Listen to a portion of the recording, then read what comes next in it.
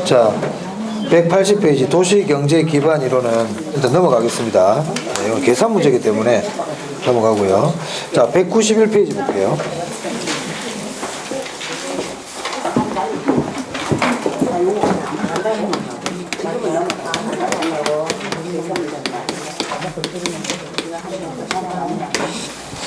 네, 그 중간에 입지계수가 중요한데 입지계수는 계산 문제이기 때문에 계산 문제는 가능하면 제가 3월달 이후로 넘기겠습니다. 지금은. 네. 자, 191페이지부터 입지론인데요. 거기 보시면 그 동그라미 1번에 입지라는 말이 나오죠. 네, 용어만 좀 볼게요. 입지란 경제활동 주체가 점하고 있는 장소이고, 장소 동그라미 하세요. 입지는 한마디로 장소예요. 우리 학원의 입지 그러면 학원이 있는 위치, 장소를 뭐라 그런다? 입지. 네. 그 입지 선정은 뭐냐? 그 뒤에 보시면 토지를 찾는 것 이런 말 나오죠.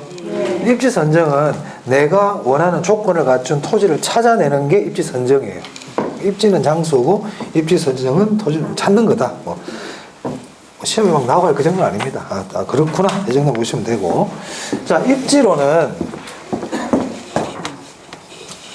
네, 농업 입지론이 있고요. 주거 입지론이 있고,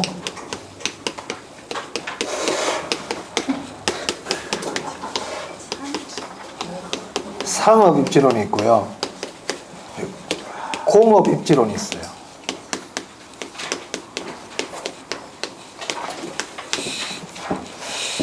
네. 이 두 개가 중요해요.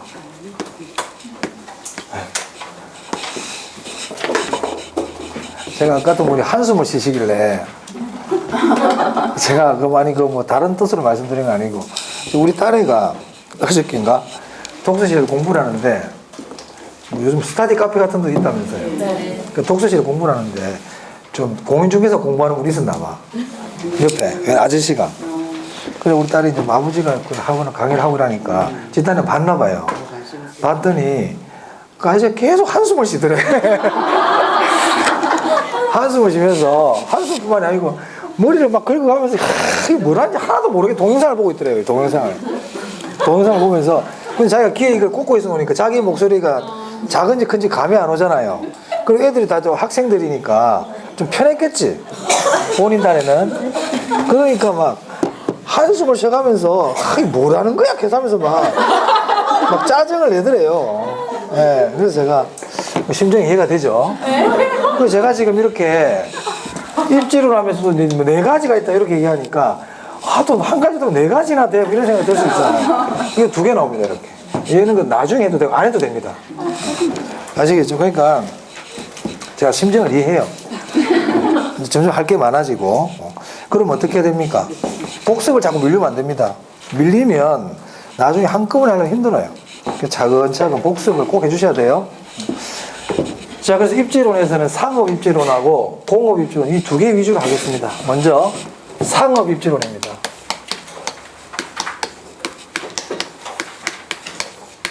자, 상업 입지론에서는 상권에 관한 이론이 중요해요.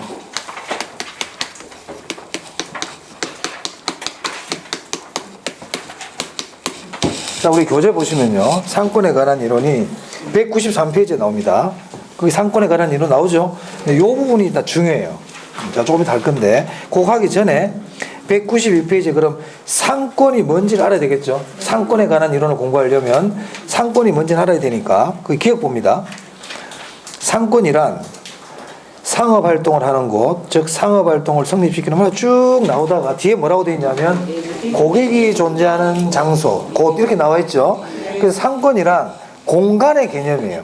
즉 고객이 존재하는 공간, 고객이 존재하는 장소, 고객이 존재하는 곳을 뭐라고 그런다? 상권. 그럼 고객이 많아, 인구가 많아, 그러면 좋은 상권이야. 큰 상권이고. 그렇죠? 그래서 이 상권을 배후지라고도 그럽니다. 상권의 배후지라고도 그럽니다. 그 정도만 보고 오른쪽 넘어옵니다. 이제. 자, 이 상권에 관한 이론은 크게 네 가지가 있어요. 네, 사람 또 나와요. 크리스탈로의 중심지 이론,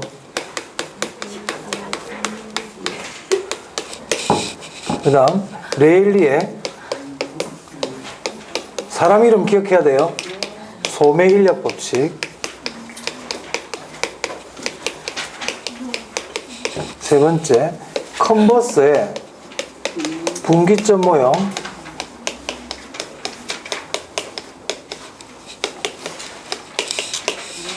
허프의 확률 모형.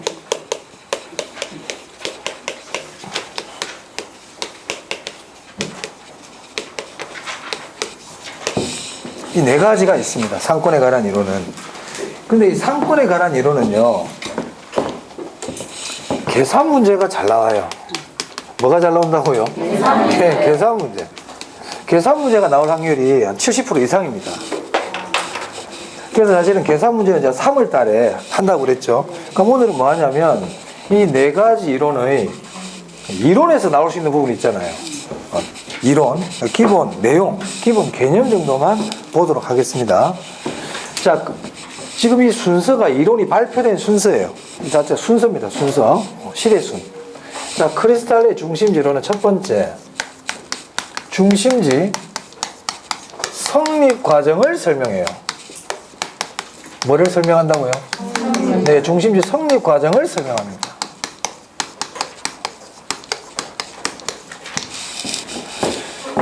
크리스탈의 중심지론에서는 용어를 좀 아는 게 중요해요. 용어 뜻을. 자, 중심지 성립 과정을 설명한다 그랬으니까 일단 중심지가 뭔지 알아야지. 중심지가 뭔데? 중심지. 네. 그리고 크리스탈의 중심지론에 보시면 재화의 도달 거리라는 게 나와. 재화의 도달 거리 또는 도달 범위. 네, 다 같은 말입니다. 그럼 재화의 도달 거리가 뭔데? 이거 아셔야 돼요. 그 다음에 최소 요구치라는 게 나와요. 그럼 최소 요구치가 뭔지 아셔야 돼요. 그럼 중심지부터 보겠습니다. 우리 교재 보시면 중심지 193페이지에 크리스탈의 중심지론 기억해 보시면 중심지라고 나와 있어요. 자, 한번 볼게요. 그 주변 지역의 배후지를 얘기합니다. 배후지가 뭡니까? 상권, 고객이 존재하는 곳, 그죠? 배후지에 상품과 서비스를 생산 공급하는 중심 기능을 갖는 장소를 말합니다. 말이 길다. 이렇게 생각하면 됩니다. 중심지란 고객들에게 재화와 용역을 공급하는 장소예요. 재화가 상품이고 용역이 서비스입니다. 그래서 중심지는 고객들에게 상품과 서비스를 제공하는 장소야. 우리 학원 중심지예요. 동네 슈퍼 중심지예요. 백화점 중심지입니다. 전부 다 중심지입니다. 우리 학원은 용역을 제공하고 있잖아요. 서비스, 그죠? 슈퍼에서 물건을 팔고 있죠? 다 중심지예요. 중심지는 어려운 개념 아니네. 그럼 재화의 도달거리야. 재화의 도달거리 볼게요. 자, 이게 홍콩 반점이야. 중국집. 그럼 재화의 도달거리라는 말을 가만히 생각해 보세요. 자, 재화라는 건 상품이거든요. 상품. 상품이 도달할 수 있는 거리라는 말은 상품이 지발로 걸어서 갈 수는 없죠. 짜장면이 갈 수는 없잖아. 그럼 재화의 도달거리란 결국 무슨 말이냐면 고객들이 중심지로 올 수 있는 거리란 뜻이에요. 올 수 있는 범위. 우리 가게로 고객들이 올 수 있는 범위를 뭐라고 부른다? 재화의 도달. 그럼 여기서 고객들이 올 수 있는 최소한의 범위냐, 최대한의 범위냐, 이게 이제 문제가 생기네. 최소일까, 최대일까? 네, 최대의 범위라는 겁니다. 그래서 재화의 도달거리란 고객들이 중심지로 올 수 있는 최대한의 범위를 뭐라고 그런다? 재화의 도달거리라고 그럽니다. 교재 보세요. 재화의 도달거리. 특정 재화나 서비스를 얻기 위하여 고객들이 통행하는 무슨 거리라고요? 최대 동그라미 하세요. 최대 거리예요. 뭔지 이해되십니까? 네. 자, 그럼 보세요. 홍콩 반점이 있는데 여기가 재화의 도달 범위다. 이게 지금 예를 들어서 그러면 요 안에 있는 사람들은 전부 다 여기 와서 짜장면을 먹어. 네. 근데 이 밖에 있는 사람은 여기 온다 안 온다? 재화의 도달 범위 밖에 있다는 뜻이에요. 아시겠죠? 그러면 요 경계점의 의미는 판매량이 제로라고 볼 수 있어요. 이해되세요? 여기 볼 사람 안 오니까 이게 판매량 0이 되는 경계죠. 그래서 우리 교재 보면 판매량 0이라는 말이 있을 거예요. 이렇게도 얘기할 수 있어요. 수요가 제로다. 이렇게 얘기해도 돼. 여기 수요가 0이 되는 경계야. 그럼 이 재화의 도달 범위는 중심지마다 같을까요? 다를까요? 다르겠죠. 그럼 참고로 봅시다. 중심지가 큰 중심지일수록 재화의 도달 범위가 크겠죠. 저 해운대 가면 센텀 백화점이라고 있어요. 그 센텀 백화점은 서울 사람들도 오거든. 그럼 서울도 재화의 도달 범위 안에 들어간다는 거예요. 그러니까 중심지가 크면 클수록 재화의 도달 범위도 당연히 크겠구나. 그런 개념입니다. 이해되시죠? 어려운 내용 아니고요.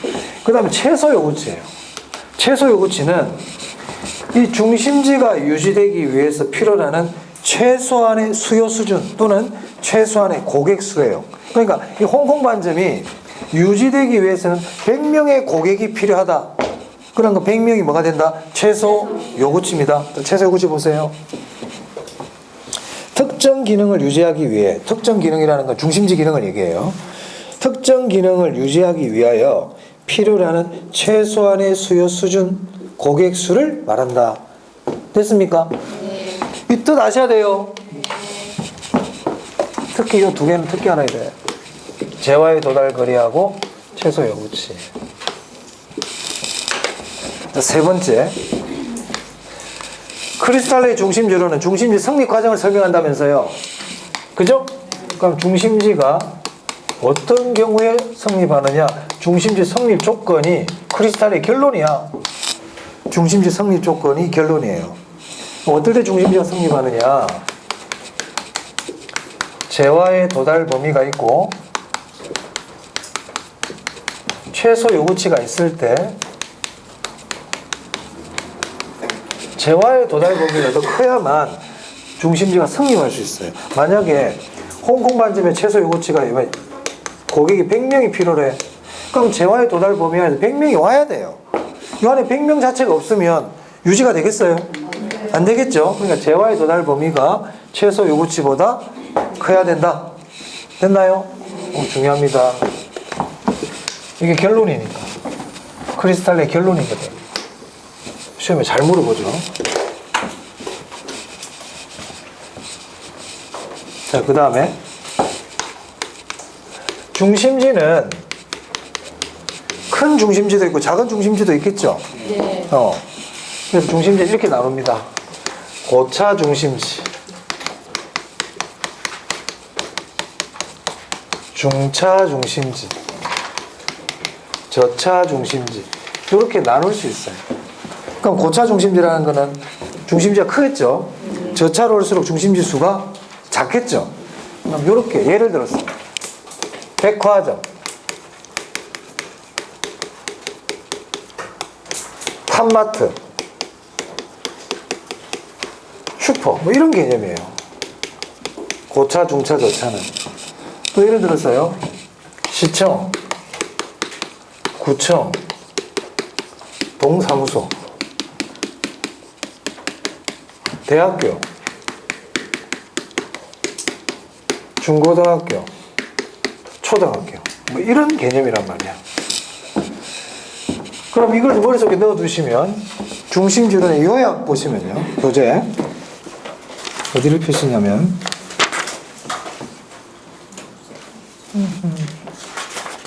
네, 여기 있네요. 194페이지입니다.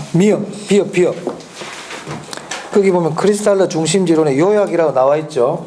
거기 A부터 G까지 쭉 나와 있는데 이걸 다 굳이 외우려고 하지 마시고 요거를 머릿속에 넣어두라는 거예요.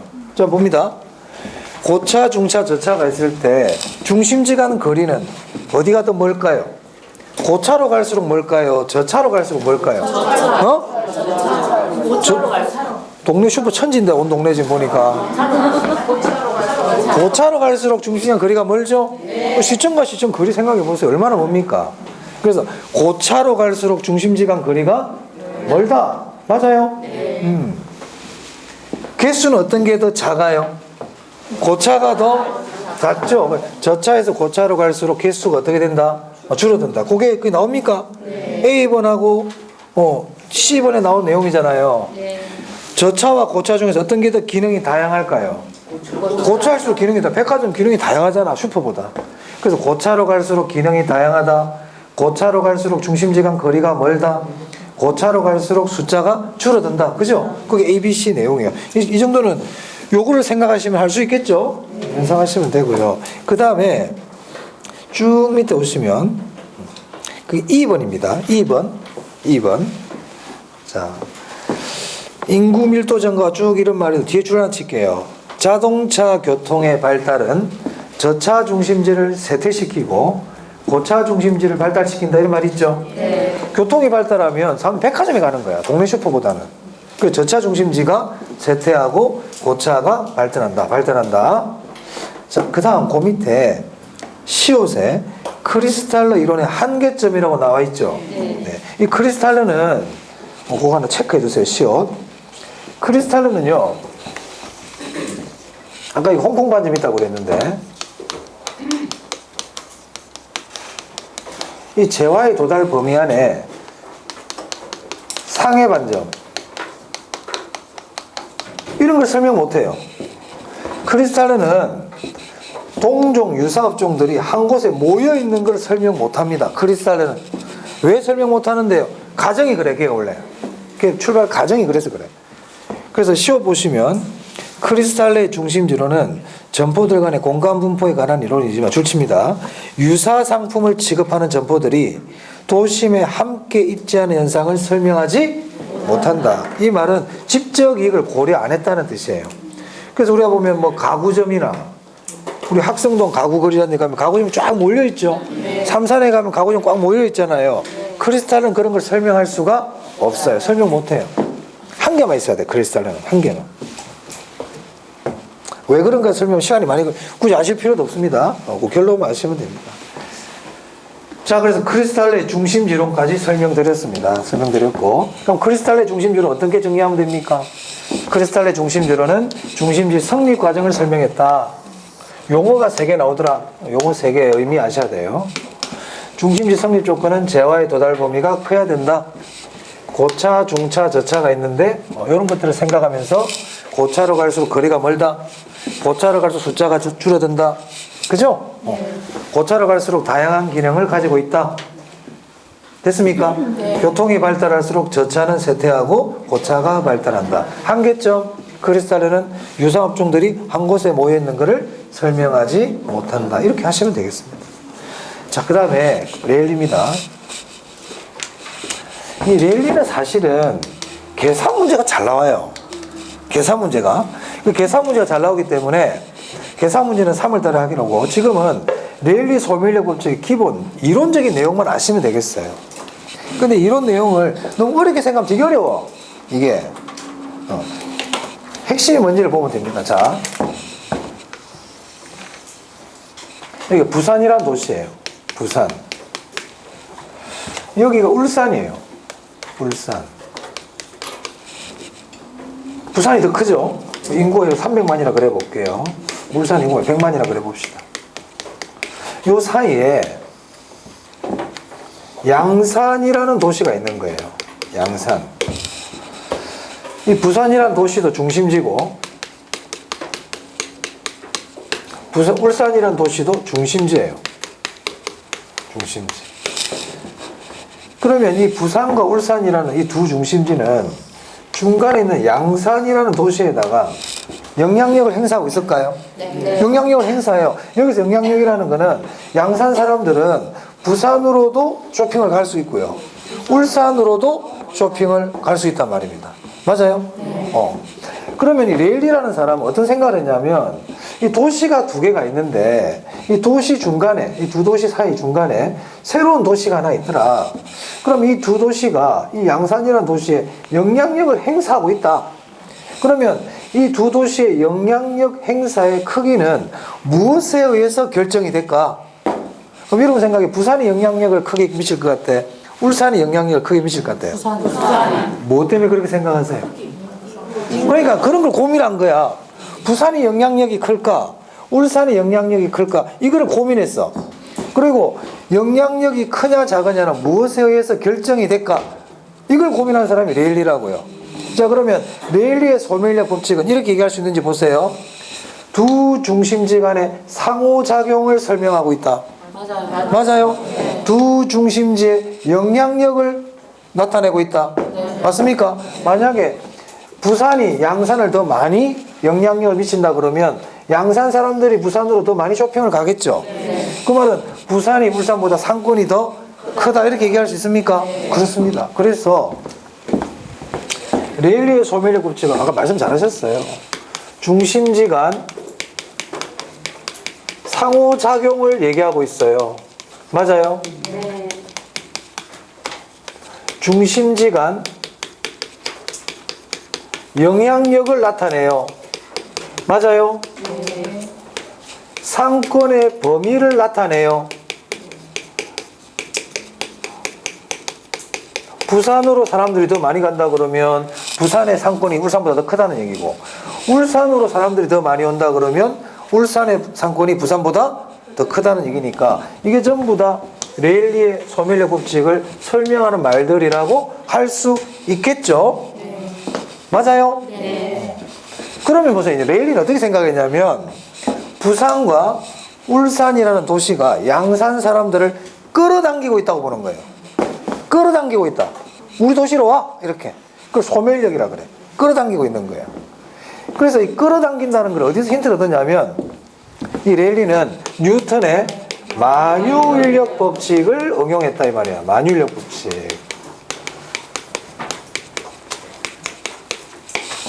뉴턴의 만유인력 법칙을 응용한 거예요. 뉴턴의 만유인력 법칙이 뭡니까? 모든 사물들은 끌어당기고 있더라는 거예요. 어떻게 발견했대 저 사람? 누워있는데 사과가 떨어졌다며. 여러분들 누워있는데 사과가 떨어지면 어떻게 해요? 맞아. 그 어떤 분은 그렇게 얘기하니까 피해야죠 그러더라고. 얼굴로 떨어지는 것도 아닌데 뭘 피해? 옆에 떨어졌는데. 보통 이러면 사과 떨어지면 이렇게 닦아서 먹겠죠. 웬 재수야 이러면서.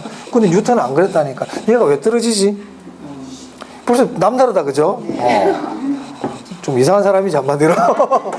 그죠? 이상한 사람인 거야. 그리고 거기서 그 사람이 사과 떨어진 걸 보고 이걸 발견해서 얼마나 대단합니까? 어찌됐든 만유인력 법칙은 모든 사물은 끌어당기는 힘이 있다는 거예요. 이때 무게가 무거우면 무거울수록 끌어당기는 힘이 세단 말이야. 그리고 거리가 멀면 끌어당기는 힘이 약하다고 봅니다. 그게 만유인력 법칙이에요. 이걸 여기다 그대로 적용한 거야. 그러면 아까 전 부산과 울산이라는 두 도시가 양산이라는 도시에게 영향력을 행사하고 있다. 그죠?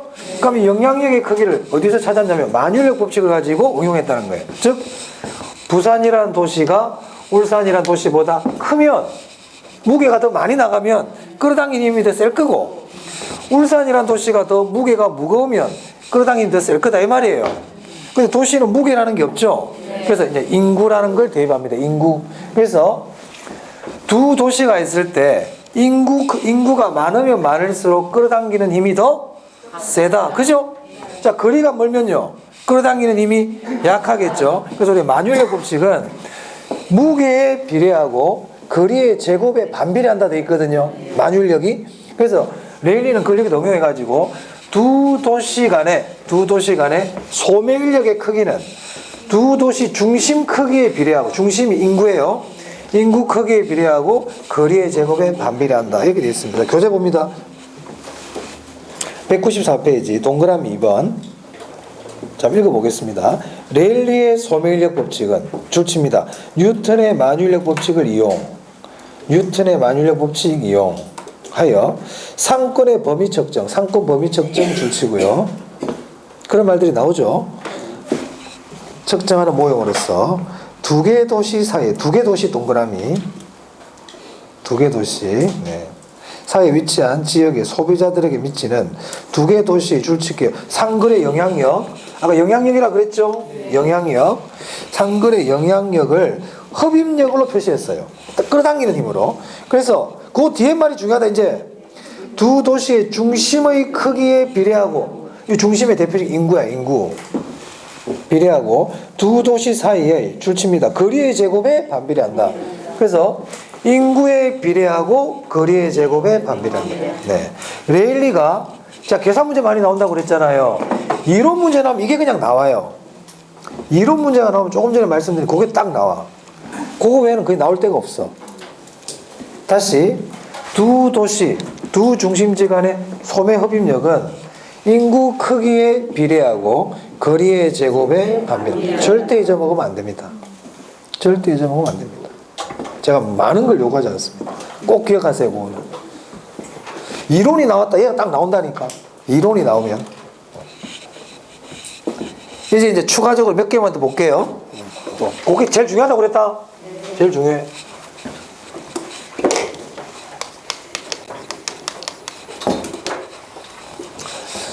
자, 만약에 부산에서 울산까지 거리가 20km예요. 20km. 예를 들어서 20km야. 그럼 여기 중간점이 10km겠죠. 그러면 이제 부산도 끌어당기고 있고 울산도 끌어당기고 있는데, 만약에 부산이 끌어당기는 힘과 울산이 끌어당기는 힘이 똑같아지는 점. 이렇게 하면 잘 모르시더라고. 이거 자석이라 그래 보자. 그럼 자석. 큰 자석, 작은 자석.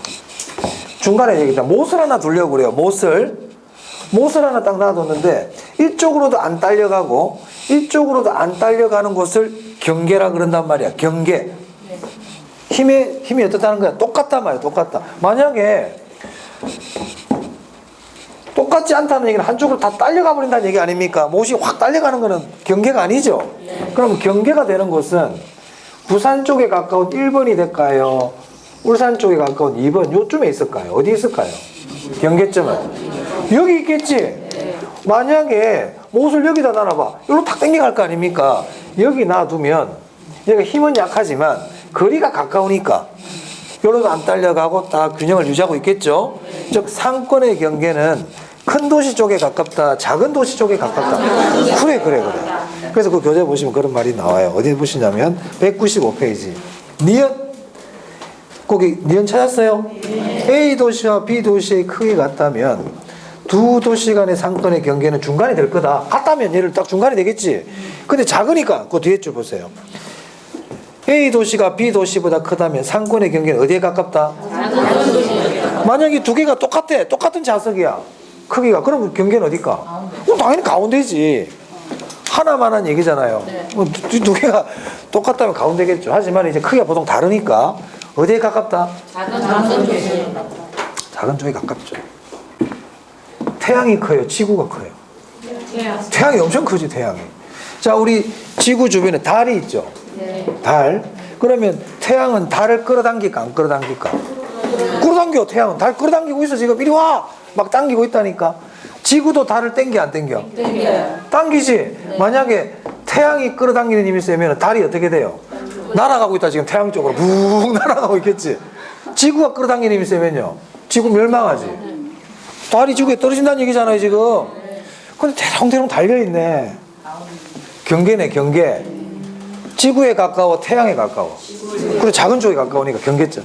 오묘합니다. 여러분들 달을 보도 그냥 보지 마라. 어떻게 저기 달려있을까? 안 그래요? 균형을 다 이루고 있죠. 이 균형이 깨지는 순간 망하는 거야. 그렇다니까. 이게 다 그렇게 돼 있다. 균형을 이루고 있어요. 균형을. 그러니까 이게 우리 자연이 균형을 안 이루는 것 같지만 다 균형이 있어요. 오묘막적해. 자, 그렇습니다. 그래서 물리학 관련된 책들을 보면 그런 말들, 그런 좀 신기한 것들이 많아요. 자, 됐고요. 자, 그러면 레일리는 이 상권의 경계점이 작은 쪽에 가깝다 그랬잖아요. 그럼 여기가 몇 킬로 지점인데? 그럼 여기서부터 몇 킬로인데? 여기서부터 몇 킬로인데? 이게 궁금할 거 아니에요? 여러분 안 궁금하겠지만 얘는 되게 궁금했던 거야. 얘는 그걸 찾아낸 게 컨버스야. 컨버스는 상권의 경계점, 그걸 얘는 분기점이라고 불렀어요. 이 분기점이 과연 몇 킬로 지점이냐, 이걸 찾아낸 게 누구라고요? 컨버스예요. 컨버스. 그리고 컨버스는 시험에 나오면 뭐가 나올까? 계산 문제 나오겠지. 그래서 그냥 공식이 나와요. 지금 안 합니다. 그래서 컨버스는 보면, 컨버스는 레일리 법칙을 응용했다. 당연히 얘가 먼저 발표하고 나니까 이걸 응용한 거예요. 얘는 위치까지는 얘기 안 했거든. 그냥 작은 도시 쪽에 가까워, 이 정도만 얘기했는데 이거를 응용해 가지고 거기가 어딘지를 찾아낸 게 누구라고요? 컨버스예요. 그래서 컨버스는 레일리의 법칙을 응용한 것으로 두 도시 간의 구매 영향력이 같은, 이게 경계거든. 근데 컨버스는 얘를 여기를 뭐라 불렀느냐? 분기점이라고 부른 거야. 그럼 그 분기점이라는 게 결국 뭐예요? 상권의 경계점이야. 상권의 경계점. 무슨 말인지 알겠습니까? 그럼 만약에 상권의 경계점의 의미는 이런 뜻이란 말이에요.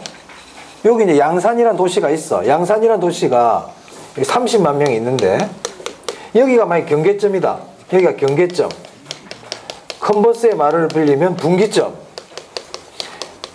그럼 여기가 분기점이라는 얘기는 일로도 몇 명이 가고 15만 명이 쇼핑을 가고 일로도 몇 명이 오고 15만 명. 네, 그런 뜻이에요. 이게 분기점의 뜻이야. 똑같은 수가 쇼핑을 하러 간다. 그게 분기점이라는 뜻입니다. 오케이. 그럼 만약에 얘가 여기로도 가까이 와버리면요, 사람들 어디로 더 많이 가겠어요? 부산으로 많이 가봐요. 그렇지. 울산 쪽으로 가까우면 어디로 더 많이 가? 그렇죠. 그 경계가 되는 곳을 분기점이라고 그런단 말입니다. 그럼 이 분기점일 때는 끌어당기는 힘은 몇 대 몇입니까? 1대 1이겠지. 같으니까. 맞아요. 그래서 레일리는 이 두 중심지 간에 끌어당기는 힘을 1대 1, 2대 1, 3대 1 이렇게 배수로. 3대 1이란 무슨 뜻이에요? 3대 1이라는 건 얘가 이거보다 끌어당기는 힘이 3배 크다. 무슨 말겠죠? 그렇게 표현했다. 레일리는. 중심지가 두 개 있을 때 한 중심지가 다른 중심지보다 끌어당기는 힘이 몇 배 더 세다. 이런 식으로 표현을 했어요. 레일리는. 그건 나중에 계산 문제 할 때 얘기할 거야. 자, 그럼 얘 볼게요. 허프 얘는 뭔데요? 얘는. 왜 자꾸 사람들이 나와가지고 우리를 애먹이냐 말이야. 허프 있잖아요. 똑같아요. 얘도. 허프도 있잖아요. 중심지간 상호작용이에요. 중심지간 영향력이에요. 상권의 범위 측정하는 거 똑같아요. 얘도 만유인력 법칙 이용해요. 컨버스 있죠? 얘도 사실 똑같아요. 그래서 우리 이 세 이론은 전부 이거와 다 관계 있습니다. 이 세 이론은 전부 다 중심지간 상호작용을 나타낸단 말이에요. 이 세 이론 전부 다. 그리고 만유인력 법칙을 이용했기 때문에 이 세 이론을 묶어가지고 중력 모형이라고도 그래요. 자, 중력 모형이야. 자, 그럼 우리는 뭘 알아야 될까요? 이 둘의 차이점을 알아야 되겠지. 레일리하고 허프의 차이점을 알아야 돼요. 그래서 제가 아까 레일리의 줄을 칠 때 두 개의 도시 동그라미 하라 그랬죠. 네. 그죠? 레일리는 중심지가 도시야. 중심지가 뭐라고? 도시. 그것도 딱 두 개밖에 안 돼. 근데 허프는 뭐냐면,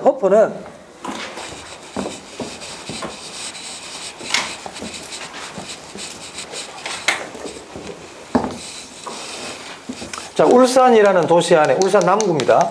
울산 남구 안에 롯데마트가 있고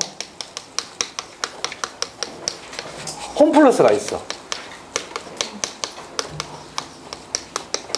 자, 남구 인구가 만약 30만 명이다. 예를 들어서. 그러면 30만 인구 거주자들은 롯데마트로도 쇼핑을 갈 수 있고 홈플러스로도 쇼핑을 갈 수가 있죠. 네. 맞아요. 네. 아까 레일리는 중심지가 부산, 울산이란 도시였잖아요. 근데 허프는 이 중심지가 상점 단위입니다. 무슨 단위라고요? 상점 단위예요. 상점. 중심지가 달라.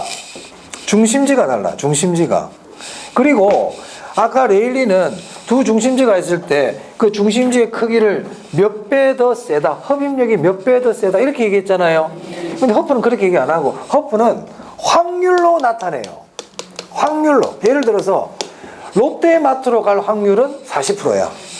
홈플러스로 갈 확률은 60%야. 이렇게 뭐로 나타낸다? 확률로 나타냅니다. 그럼 우리가 확률을 구할 줄 알아야 되거든. 그게 계산 문제라고. 그럼 시험에 롯데마트로 갈 확률을 구하세요. 이렇게 나온단 말이에요. 그럼 다음에 하겠다고.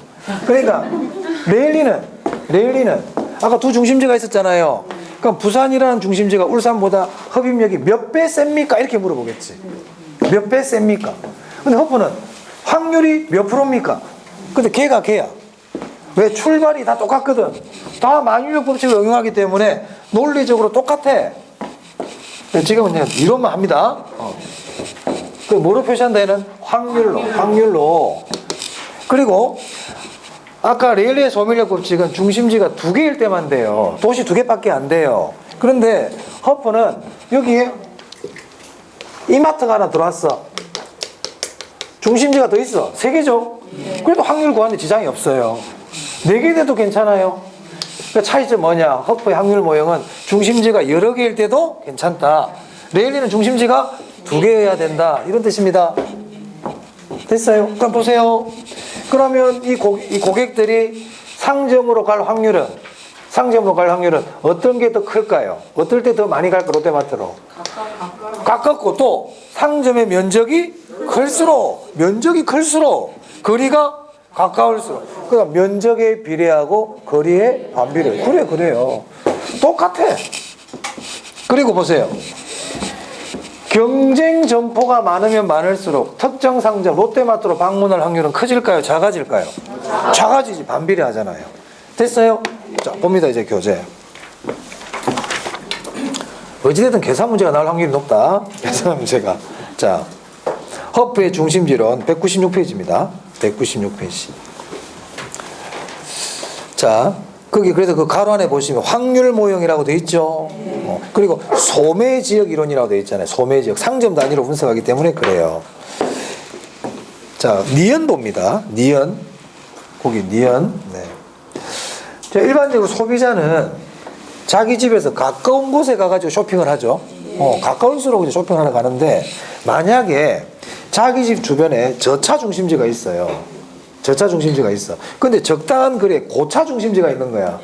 그러면 이 저차 중심지를 지나칠 가능성이 크다. 그게 니은 내용입니다. 시험에 한번 나왔던 적이 있기 때문에 제가 한번 읽어봤고요. 그 다음에 쭉 내려오세요. 미음입니다. 미음 별표. 아까 제가 설명드렸어요.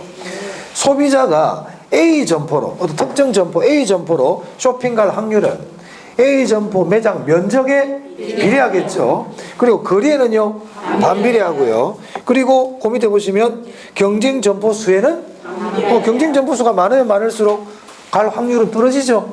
그 얘기예요. 알아두시고요. 사실 외울 게 아니죠. 비읍 보세요. 참고로 레일리나 컨버스는 무슨 단위? 도시 단위. 근데 허프는 무슨 단위? 도시 내 매장 단위라 그랬죠. 자, 그리고 제가 설명 다 드린 거 정리하는 겁니다. 지금 교재를 통해서. 크리스탈러 이론 아까 제가 중심지 형성 과정에 중점을 뒀다고 그랬지. 여기 있잖아. 중심지 성립 형성 과정. 그런데 그 뒤에 보시면 허프나 레일리는 뭐라고 되어 있어요? 중심지간 상호작용. 중심지간 상호작용. 이런 것들 제가 읽어드리는 것들이 시험에 이론으로 한 번씩 다 나왔던 것들이에요.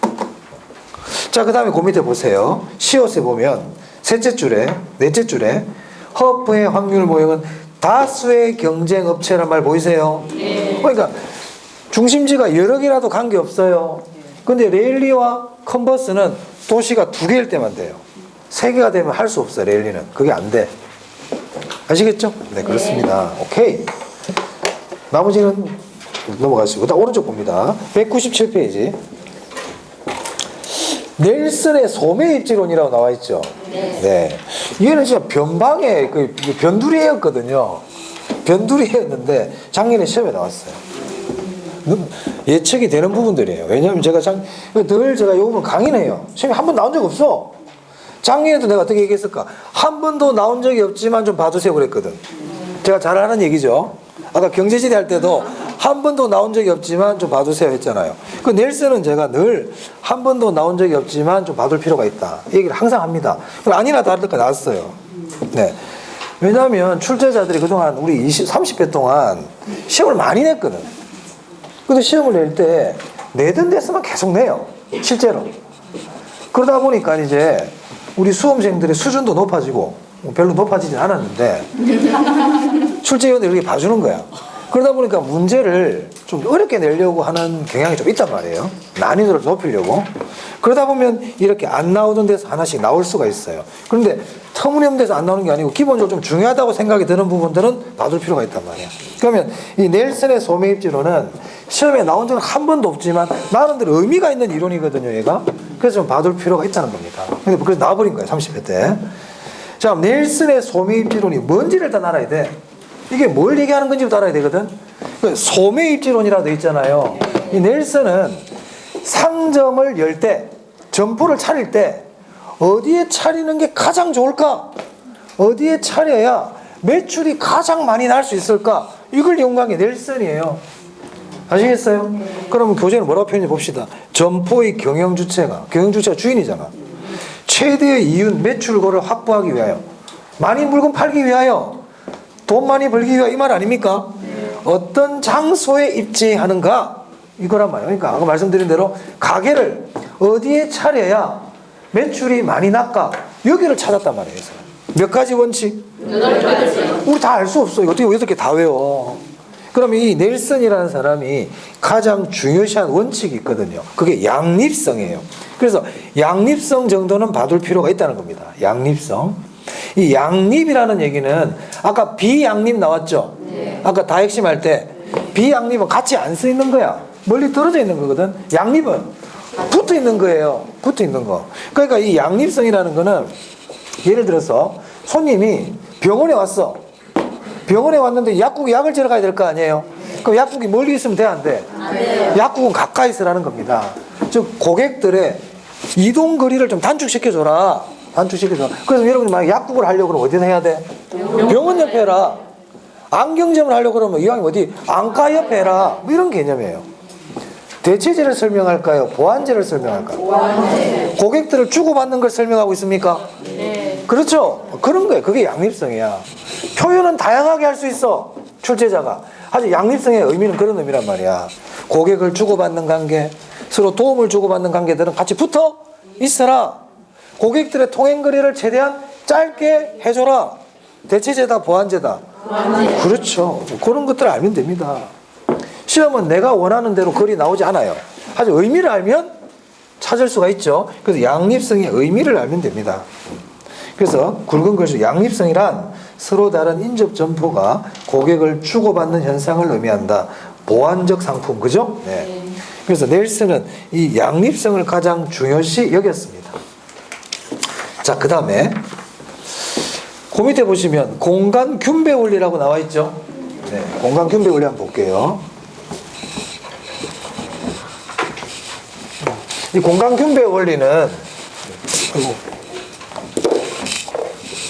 제가 말씀드리는 부분만 기억하시면 됩니다. 자, 어디를 보시냐면요. 네, 198페이지에 시옷입니다. 198페이지 시옷. 보이세요? 네, 거기 있는 내용만 아시면 돼요. 자, 여기로 제가 한번 적어볼게요. 뭐라고 되어 있냐면,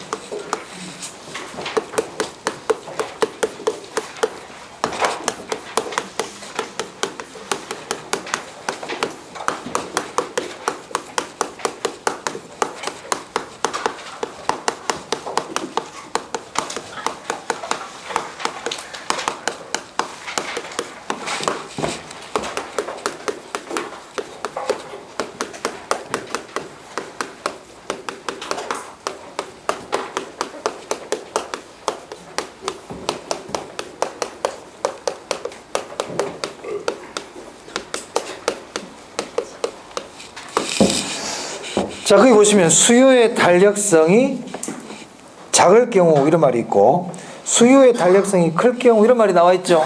네, 이 부분이에요. 네. 지금 우리 입지론 하고 있죠. 입지론 하고 있어요. 입지론에서 수요의 탄력성이라는, 우리 교재는 그냥 수요의 탄력성 해놓으니까 좀 그런데 교통비 탄력성을 얘기합니다. 무슨 탄력성? 교통비. 네, 우리 입지론에서 수요의 탄력성이라는 거는 교통비 탄력성을 얘기해요. 그럼 수요의 교통비 탄력성이 작다는 얘기는, 이 말은 교통비에 민감하다는 겁니까? 민감하지 않다는 겁니까? 민감하지 않다 이 얘기죠. 민감하지 않다 이 뜻이에요. 그럼 수요의 교통비 탄력성이 크다는 건 무슨 뜻입니까? 교통비에 민감하다. 교통비에 민감하다. 그럼 교통비에 민감하다는 얘기는 점포가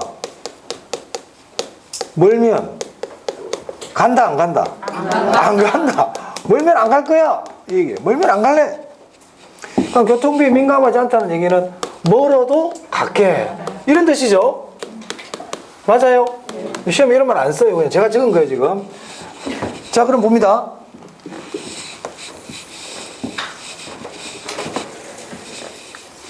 지금 이게 이제 배후지야. 고객들이 존재하는 곳. 그죠? 배우질 아까 상권 고객들이 존재하는 곳이라 그랬죠? 맞아요? 자, 첫 번째. 수요의 교통비 탄력성이 작다. 그럼 교통비에 민감하지 않다. 멀어도 간다.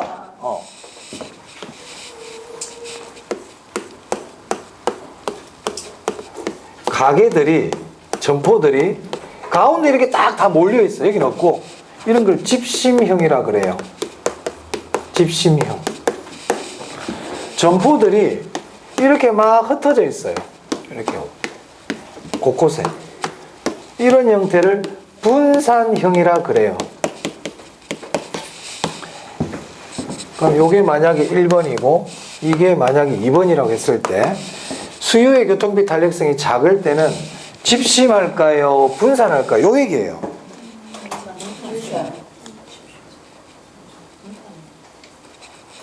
자, 보세요. 자, 멀어도 간다고 그랬죠? 분산한다고. 요거. 자, 보세요. 자, 여기 사는 사람이 그렇죠. 자, 여기 사는 사람이 가게를 이제 가려고 그래. 근데 이 사람 멀어도 간대.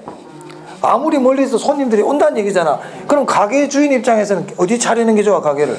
가운데 모이는 게 제일 낫지. 멀리서도 온다고 하니까. 맞습니까? 그러니까 고객들이 교통비 탄력성이 작아. 멀리서도 오겠대. 그러면 가게들은 가운데 몰려요. 근데 멀면 안 오겠대. 그럼 점포는 어디다 차려야 돼? 고객들 있는 데마다 다 생겨야 되지. 맞아요? 이건 이해를 돕기 위해서 한 거고요. 시험자가 만약에 생각이 안 나겠죠? 그래서 좀 가능하면 좀 외울 수밖에 없는데. 그래서 수요의 교통비 탄력성이 작다. 비탄력적일수록 무슨 입지다? 집심한다. 집심. 가운데 모인다 이 말이에요. 근데 고객들이 수요의 교통비 탄력성이 커. 멀면 안 오겠대. 그러면 고객들을 가까이 점포가 가야 될 거 아니에요. 어떻게 된다? 네, 분산형 입지합니다. 그러면 시험장에서 기억이 잘 안 날 수 있으니까 이렇게 해보세요. 자, 공을 바닥에 튕겼어. 탄력성이 크면 많이 튀죠. 그러니까 탄력성이 클수록 분산한다. 이렇게 흩어진다. 아시겠죠? 비탄력적일수록 그 자리에 톡 떨어지니까 집심한다. 이렇게 기억하세요? 네. 그래요. 그게 결론이야. 그럼 만약에 시장이 좁대. 동네가 조그만해. 그럼 가게들은 흩어질까? 가운데 모일까? 가운데 모이도 읍내 가봐봐라. 조그만 시골 마을 읍내. 그 읍내 가면 다 가게 다 있지 거기. 맞아요? 네. 그래서 교재 보시면 배우지가 좁고 시장이 좁고 그리고 수요의 탄력성이 어떨수록 비탄력적일수록 작을수록 무슨 형이다? 집심. 근데 시장이 커. 그럼 가게들이 흩어져 있겠지. 당연한 얘기죠. 배우지가 넓고 탄력성이 클수록 많이 튕겨나간다. 그래서 분산한다. 됐습니까? 네. 자, 그 다음 한 군데만 더 하고 마칠게요. 네, 조금만 다 해갑니다. 2시까지 하려다 봐주고 있다 지금. 201페이지예요. 201페이지. 자, 여기서부터 뭐냐면 점포의 종류야. 자, 상업입지론에서 한 2문제 가량이 나오거든요. 여기서 2문제. 공업입지론에서 나올 때도 있고 안 나올 때도 있고 나오면 한 문제 나와요. 그럼 상업입지론에서 제일 중요한 게 상권이론 여기야. 상권이론. 그리고 중요한 게 지금 한 점포의 종류예요. 점포의 종류 할 거예요.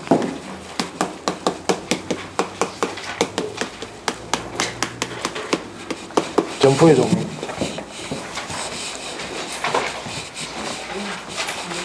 이 점포의 종류는 기준에 따라서 크게 둘로 나눌 수 있어요. 첫 번째는 뭐냐면 위치에 따른 분류.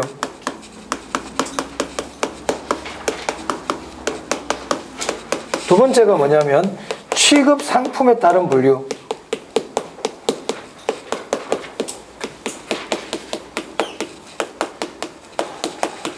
이 취급 상품에 따른 분류를 구매 습관에 따른 분류 이렇게도 얘기합니다. 구매 습관에 따른 분류.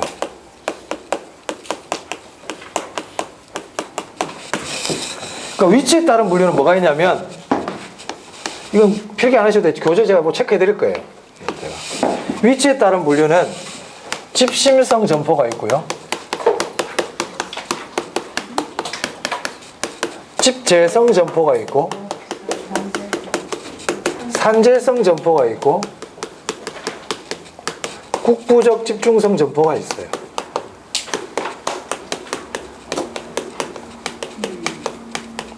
이 네 가지는 위치에 따른 분류야. 위치.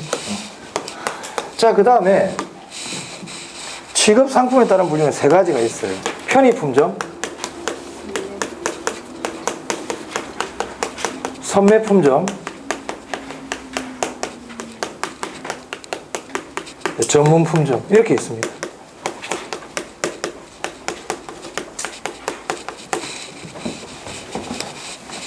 자, 우리 교재를 보시면 자, 먼저 201페이지에 소재의 위치에 따른 점포의 분류 이렇게 나와 있죠? 위치에 따른 분류예요. 이 위치에 따른 분류는 아까 공간 균배 원리에 의해서 나눠지는데 네 가지가 있다. 그럼 우리 뭘 공부해야 되느냐? 일단 집심성 점포가 뭔데 뜻을 일단 알아야 되고요. 그리고 집심성 점포의 대표적인 점포들은 어떠한 종류들이 있는지 이걸 알아야 돼요. 그럼 집심성 점포의 뜻이 뭘까요? 책 보기 전에 한번 생각해봐요. 집심성이 뭘 것 같아? 중심에 위치한다. 중심에 모여있다는 거예요. 그게 집심이야. 중심에 모여있는 점포.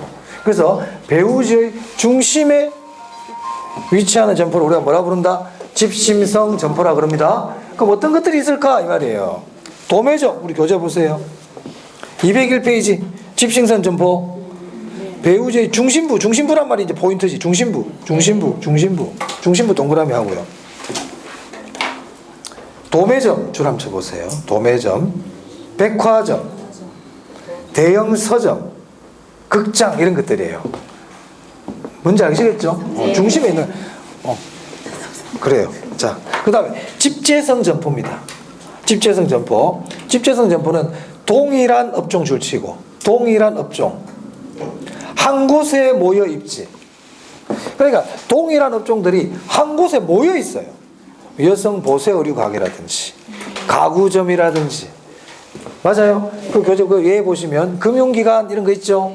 금융기관, 관공서 그리고 가구점 이런 것들은 대표적인 집재성 점포예요. 집재성 점포. 산재성 점포는 뭘까요? 흩어져 있는 게 좋다는 거야. 그 집재성 점포는 왜 모여 있느냐? 모여 있는 게 이익이거든. 그 모여 있는 게 이익을 집적 이익이라 그래요. 모여있는 게 집적 이익 맞죠? 그럼 아까 우리 크리스탈러 아까 생각해보자. 크리스탈러는 유사업종들이 한 곳에 모인 걸 설명 못한다 그랬죠? 그리고 크리스탈러는 집재성 점포를 설명 못해요. 그죠? 모이는 거 설명 못한다니까. 그럼 산재성 점포는요? 흩어지는 게 이익이야. 왜냐면 여기는 산재성 점포는 상권이 한정적이야. 상권이 안 커. 그러니까 걔들이 2개, 3개씩 모여가지고 먹기에는 작아. 아시겠죠? 잡화점, 철물점, 뭐 이런 것들이에요. 목욕탕 붙어 있는 거 잘 못 봤죠? 목욕탕 다 붙어 있는 거 없잖아요. 뭐 어떡하자는 거야? 여기서 팔 씻고, 그 다음 목욕탕 다리 씻고 이게 안 되죠? 집재성 점포는 왜 모여 있습니까? 가구점 가봤다. 이게 내가 찾는 가구가 없네? 뭐 옆집에 한 가볼까? 그러니까 다 가게들이 이익이란 말이야. 근데 목욕탕은 옷 다 벗고 들어가지고 이 탕이 좀 작잖아. 다시 입자. 옆집 목욕탕 가보고 이게 안 되지. 그러니까 얘들 다 흩어져 있는 게 좋아요. 목욕탕, 이발소. 네. 자, 그 다음에 리얼입니다. 국부적 집중성 점포인데요. 여기는 동업종 점포끼리 국부적 중심지 이 말이 중요해요. 국부적 중심지 나오면 당연히 국부적 집중성 점포겠지. 그러면 아까 집재성 점포도 보세요. 집재성 점포도 동일한 업종들이 한 곳에 모여 있는 거였잖아. 국부적 집중성 점포도 동일 업종들이 모여 있는 거예요. 그럼 차이가 뭔데? 국부적 집중성 점포는 국부적 중심지에 모여 있다는 거야. 그럼 국부적 중심지라는 말이 잘 안 와닿죠? 자, 우리 어구점이 산에 있어요? 도심에 있어요? 어디에 있어요? 그래, 그런 게 국부적 중심지야. 어떤 특정한 장소에 모여 있는 거예요. 딴 데 모여 있으면 안 돼. 그게 국부적 집중성 점포야. 자, 비료가게는 어디에 주로 모여 있을까요? 농촌에 있지, 농촌에. 농기구상. 그죠? 네, 그런 거예요. 농기구, 어구, 석재상, 비료가게, 종묘상 이런 것들입니다. 구별할 수 있겠죠? 네. 오케이, 넘깁니다. 자, 그 다음에 편의품점입니다. 편의품점은 뭐 하는 데입니까? 편의품 파는 곳이에요. 편의품 파는 곳. 선매품점은 선매품 파는 데지 뭐. 전문품점은 전문품 파는 데야. 그러면 편의품이 뭔지 알면 되겠네. 편의품이 뭔데? 생필품. 생필품. 편의품은 생필품이에요. 그러니까 편의품점은 취급 상품에 따른 분류에서는 편의품, 생필품을 파는 곳이야. 그러면 어떤 구매 습관을 갖고 있어요? 자주 가죠. 구매 빈도가 높아요. 구매 빈도가 높다. 당연한 얘기죠. 이윤이 높을까 낮을까? 맞아요. 저차 중심지에 있을까? 고차 중심지에 있을까? 그래, 외울 필요가 없어. 그런 거야. 자, 그 다음 선매품입니다. 선매품은 다른 글자보다 비교, 이 말을 꼭 기억하시면 돼요. 비교. 선매품점은 선매품을 파는 곳이야. 그럼 선매품이 뭐냐? 선매품이란 비교를 해서 구매하는 상품을 얘기해요. 비교. 어떤 것들이 있을까요? 여성 의류, 보석, 가구, 전자제품, 이런 걸 전부 다 선매품입니다. 이런 선매품들은 주로 모여 있다든지 아니면 집심하는 경우가 많아요. 위치적으로 모여 있을 수도 있고 가운데 있는 경우도 있고요. 됐나요? 선매품. 그리고 교재 보시면 선매품, 고객이 상품 가격, 모양, 품질 등을 여러 상점을 통해서 비교하여, 이렇게 되어 있거든요. 비교하여. 이 말이 꼭 나와. 자, 그 다음 전문품점입니다. 전문품점은 뭐냐면 이런 말이 나올 거예요. 구매를 위한 시간이나 노력에 구애받지 않는다. 이거. 거기 보시면 고객이 상품의 특수한 매력을 찾아 줄칩니다. 구매를 위한 노력을 아끼지 않는다. 구매를 위한 시간, 비용에 구애받지 않아요. 아무리 돈이 들어도 사러 가. 아무리 멀어도 가. 저도 사람 낚시광이야. 인천에 고급 낚싯대가 들어왔대. 가는 거야. 그게 전문품점이에요. 그 전문품점은 고급이라는 글자가 다 들어가 있어요. 고급 가구점, 고급 양복점, 고급 자동차, 고급 낚싯대, 전부 다 전문품점입니다. 거기 고급 양복, 고급 향수, 고급 카메라 쭉 나와 있죠? 네. 이게 전문품점이에요. 질문해 볼게요. 자, 이 세 개 중에서 재화의 도달 범위가 가장 먼 곳이 어딜까요? 여기가 제가 제일 멀어. 그죠? 그 다음 이거고, 이게 재화의 도달 거리가 제일 짧겠죠? 맞습니까? 네. 그래서 거기 보니까 이 경우 상품의 도달 거리 크기 순서는 전문품, 선매품, 편의품점의 순이다. 이렇게 돼 있네요. 됐어요? 네. 그럼 203페이지에 문제 하나만 풀어보고 마치겠습니다. 상점의 입지 특성과 구매 습관에 의해 분류가 된다. 이와 관련된 설명으로 옳은 것은 1번 집심성 점포는 집심, 중심에 있다는 얘기죠. 같은 업종이 서로 모여 입지해야 유리한 유형의 점포이다. 집재성이죠. 집재성이에요. 집재성. 집재. 같은 업종이 모였다. 집재. 틀렸다. 2번 선매품점은 구매의 노력과 비용에 크게 구애받지 않고, 이거네 이거. 전문품점이죠. 전문품점이에요. 선매품 아니야. 3번 집재성 점포는 동일한 업종의 점포끼리 국부적 중심제, 국부적 집중성 점포죠. 산재성 점포는 분산 입지에 유리한 유형의 점포이다. 맞습니까? 네. 5번에 전문품점은 여러 상점들을 상호 비교한 후에 선매품. 오케이. 찾을 수 있겠어요? 네. 우리 시험 안 어렵다 그랬습니다. 자, 오늘 여기까지 하겠습니다. 여기까지 하고, 네, 다음 시간에 이제 공업 입지론 제가 할 거예요. 네. 주말인데 나오셔서 공부하신다고 고생 많이 하셨습니다. 네. 수고하셨습니다. 네.